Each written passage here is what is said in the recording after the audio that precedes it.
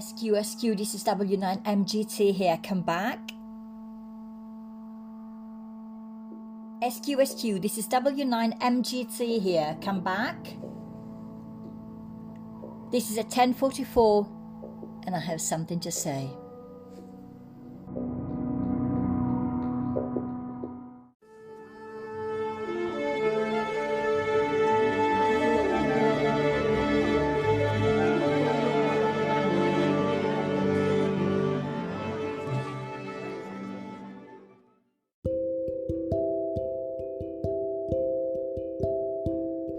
Hello and happy cold Friday. I'm actually sitting here with a warm tea, a nosy cat and a hot water bottle because I'm recording this a bit late compared to the other Fridays, but I had a very busy week, which I wanted to tell you about. So on Saturday last week, I took a bus and actually went with my 30-liter backpack and my walking sticks. I went to a reservoir. I got a bus. I had to walk for an extra half an hour in the rain and the wind, thinking, oh God, I should actually go back home. And then I thought, no, I just got up to here so I can actually push myself a bit more. So I actually went to Entwistle Reservoir, and there is an outcrop of red rock, like an iron ore, seeping through. And I actually got with me a sketch pad and some graphite, and I did some sketching in the rain, which was a bit pointless for some reasons, but it gave me a sense of I am actually able to do anything that I want if I want to. And I don't know if you remember from the previous week, not having a car, I thought that would have been more of a chore and a problem, but actually it isn't, because I could go to a reservoir with my 30-liter backpack and my walking sticks and a sketchbook and some graphite, and I don't actually need a car to do that.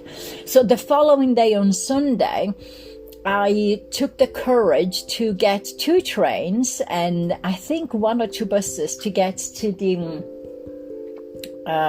Hare Krishna center that's in Manchester, sort of like closer to, no, I'm saying closer to, but actually it isn't, Wally Way in Manchester, and it was an experience, meaning that, again, I had no car. I didn't know where I was really going because I've never been there before. I knew how I would get there, but being Sunday and of course being closer to strikes, etc., I didn't know when nor how I could have come home. And that kind of gave me a sense of intense freedom. I realized that in order to go from A to B, if I've got an appointment, I need to take that appointment in the middle of the day, because I would probably need like the whole morning in order to be able to make sure to get there on time and having had my lunch or whatever it is. And then it would give me all of the time in the late afternoon and evenings to come home. And it is freeing. I found that not having strict knowns and knowing that I had to rely on public transport and other people freed a lot of, sort of like a really good chunk of my brain.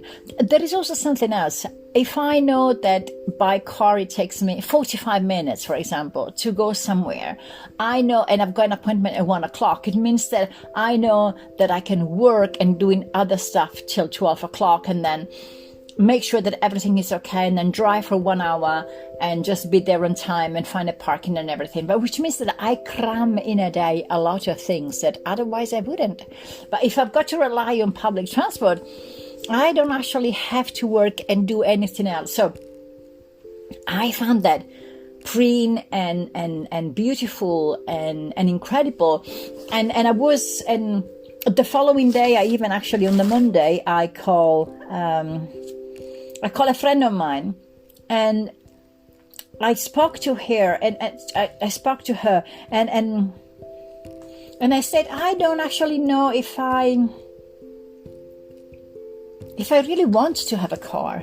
What is the reason for me to get a car? And of course, don't get me wrong, I know that, in summertime I've got my paddleboard, and going onto the train with the paddleboard and with the bag and the pump and everything becomes very complicated, and I need to do some research and go to caves in the middle of the Peak District and the Lake District, and I know it would have been way complicated, if not almost impossible, to some places unless then I get a taxi, which is way more expensive, and because I don't have a credit card, it's very difficult for me to be able to rent a car or a van.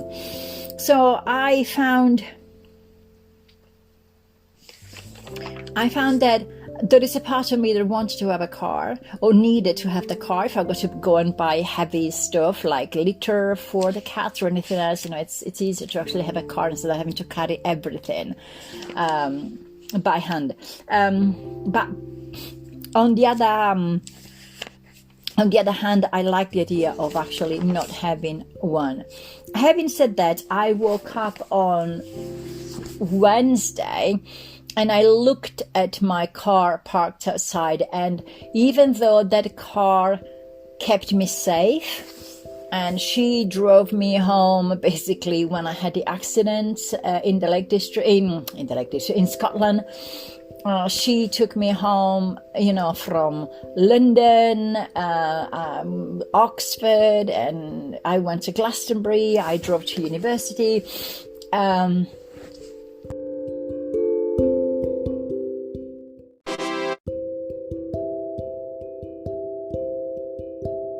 I don't know what happened there. So so I loved the car, and the car came to me as a present, and it was free, and it was amazing. But at the same time, it reminded me of a part of me that I wanted and I was ready to get rid of, let go, and move on. So while from last year I started getting rid of old phone numbers, if you remember one of the podcasts was about, I got rid of contact details of old phone numbers that I don't need anymore. I got rid of old postcards and Christmas cards, birthday cards, in a very liberating way. And I felt that I was feeling somehow way too attached to something that connected me to a me that is no longer there. So I was grateful, extremely grateful, and I still am, for the opportunity, for the car, for the present, for the mileage that I did and everything. But now the car needed to go. So I went online, and I felt a bit overwhelmed at the beginning about the availability of the cars. I had to think about money, I had to think about everything, and making sure that everything was okay. And I thought, I'm alone in this. I'm a woman. I could be potentially easily conned and everything. And then I've got, when you think you've got to do one thing, but that one thing comes with the baggage of a lot of other things. It's getting rid of a car in order to get another car, and swapping insurances, and the tax, and SORN, and do everything that needs to be done, even up to the details of changing the number plates on the app that you use to pay for the parking. So all those little things, and then one day on Wednesday, on Wednesday, I went online, I saw 2 cars, and they were small, the way that I liked them. They were petrol, 1 liter. I didn't want a big thing. I just wanted a tiny, tiny little thing that just drove me from A to B and back. And I want an easy engine, one of those engines that you can repair with a screwdriver and a hammer, basically. So I went online, and I saw 2 cars. Then I did all the background checks. One was very beautiful, but loads of work to be done. The other one was maybe less beautiful, same model, same car, same years, but it had no works to be done, no advisory things or anything. So I thought, yeah, I'm going to go with that one. And because, of course, it's far away, I don't have a car, I did something a bit silly. I decided to trust the universe, and I bought a car without seeing it, without trying it, without testing it, without nothing. And yesterday, the guy came with one of those towing truck thingies, and he delivered me one car and took my car away. And we did all the paperwork, and I did all the insurance things, and I did everything else. And I realized that actually I've grown up. Even though I am a grown-up woman by age and everything, the car thing were always cars that either my ex-husband or a partner or my dad or whatever it is that you just got for me, kind of thing. You know, we learned to rely on a male mechanic, a male friend, or somebody else to check this stuff for you. But this time instead, no, it's a tiny car. It's a cheap car that I bought with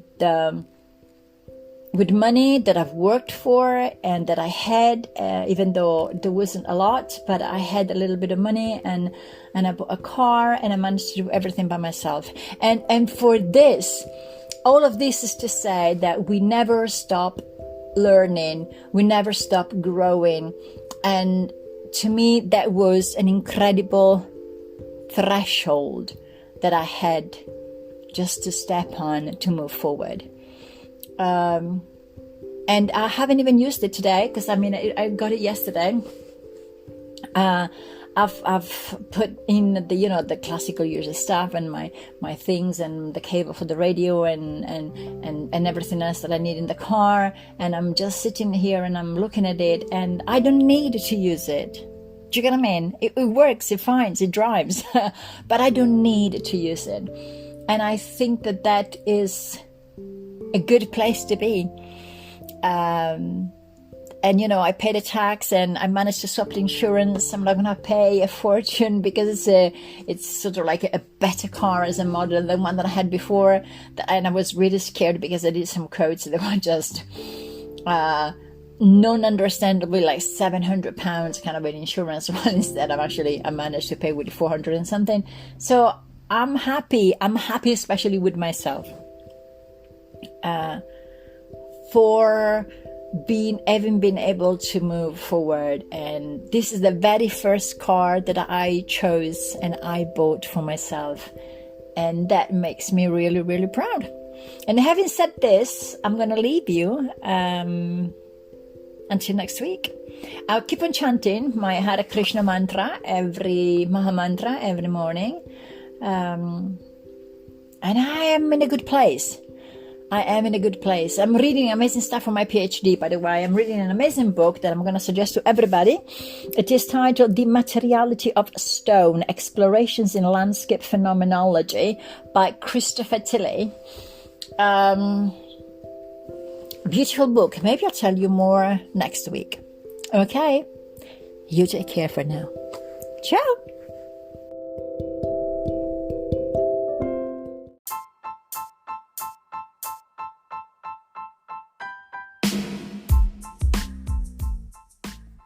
You've listened to the voice of W9 in honor of the movie Contact, MGT, or Matilde Glyubich-Tomant. I'm mainly a researcher, an artist, a writer, and an existential psychotherapist based in the UK. You might want to check my website at matildetomant.com. That is MATILDETOMAT.com, and my Instagram account. This was W9MGT here, over and out.